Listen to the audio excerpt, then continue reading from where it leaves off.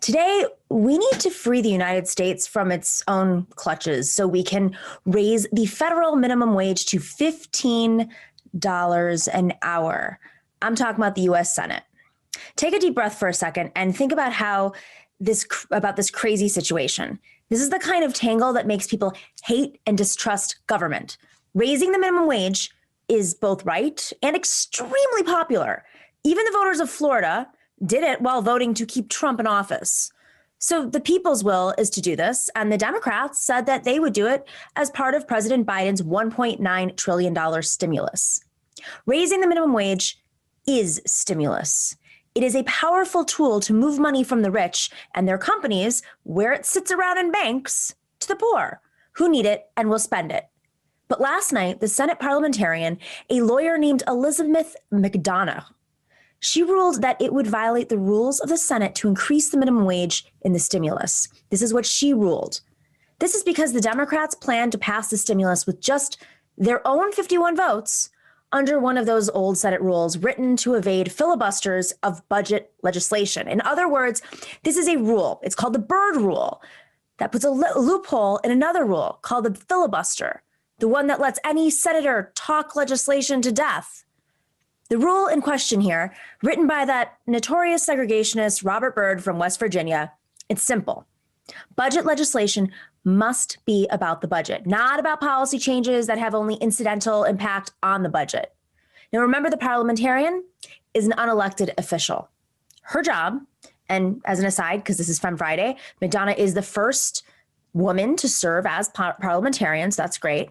But her job is to advise the senators on what rules they wrote actually say and how they apply to specific situations like this.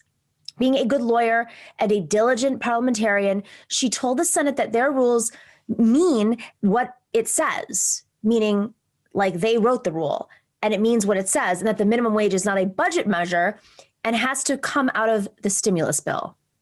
So it's not a budget measure. That's what she says. But that is just the beginning of the conversation. To their credit, the Democrats all say that they won't let this stop them from finding a way to raise the minimum wage. But at the moment, they seem to be going in several directions. Several strong progressives, including Representative Pramila Jayapal, head of the House Progressive Caucus, make the very logical argument that the problem here are the Senate rules.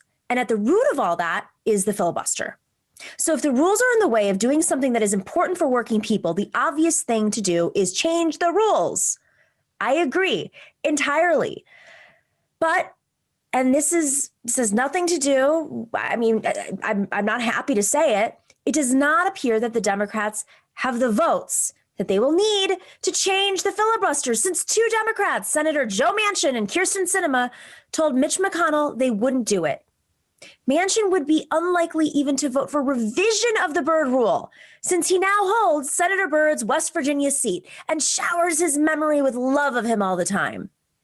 Now, I am all in for a campaign to mobilize every populist and every progressive in West Virginia to make Joe Manchin see the error of his ways. But we also don't want to derail the entire stimulus package, something that would please Mitch McConnell and his band of merry Republicans. So that brings up two other approaches. One is just to ignore the parliamentarian. Vice President Kamala Harris, or someone put in by Chuck Schumer to preside, could simply decide to ignore the parliamentarian's advice.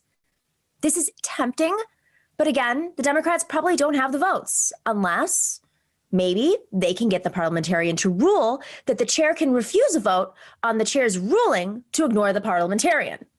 Keeping up with me? It seems like a crazy way to run a government, and that might be because it is. Which brings us to the idea that the key progressives in the Senate, Senators Ron Wyden and Bernie Sanders, have come up with. It's called the Backdoor Strategy. If the Byrd Rule says only budget measures can go into the stimulus bill, then make the minimum wage a budget item. And how do you do that? You write a new tax law that punishes big companies who underpay their workers and give small companies a tax incentive to raise wages. You know, there is a poetic form of justice in this idea. Corporate America's errand boys on Capitol Hill have been using this tax code for generations to create huge benefits for businesses. So why shouldn't we use the tax code now, at long last, to create a major benefit for low-wage workers? Okay, so in case you have not been taking notes, let's sum this up very simply.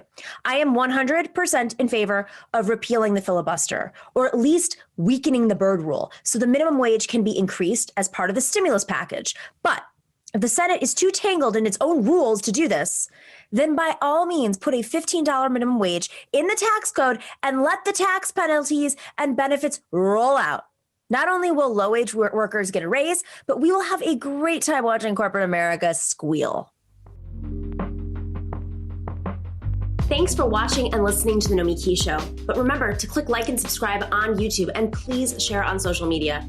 If you're not already a patron, please join us for as low as $5 a month on patreon.com/The Nomiki Show for early and special content. That investment makes a huge difference. We are not corporate media raking in the dough. It's really you guys that are keeping us going. So please consider being a patron. And to our current patrons, thank you so much. We are incredibly grateful to you. We also now have swag. So check us out on thenomikishow.com to get your mugs, your totes, and your stickers.